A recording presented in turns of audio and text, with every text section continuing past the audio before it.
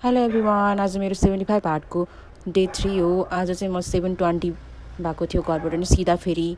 भन्नुपर्दा चाहिँ इजी त छैन, but I'm showing no matter what to workouts, clean diet, water intake, reading, process photo. यो challenge चाहिँ बडीको लागि होइन, यो डिसिप्लिन, सेल्फ रेस्पेक्टको लागि हो। म पर्फेक्ट त छैन, तर म आफूलाई पर्फेक्ट बनाउनलाई चाहिँ निरन्तर लागिरहन्छु, पर्फेक्ट नभएसम्म।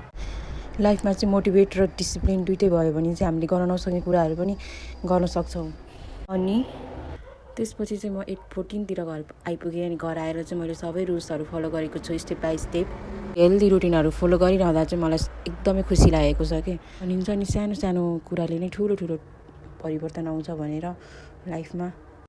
आजको मेरो ज्ञान चाहिँ भगवान् सधैँ हाम्रो साथमा हुनुहुन्छ, हामीले भक्ति गर्नु छोड्नु हुँदैन भनेर ज्ञान पाएँ।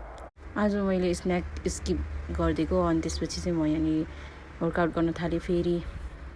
हजुरहरूलाई चाहिँ मेरो भिडियो कस्तो लाग्छ, अझै मैले डे बाई डे के चेन्ज गर्दा फेरि अझै मलाई राम्रो हुन्छ, कमेन्ट गरिदिनु होला। Thank you for watching guys.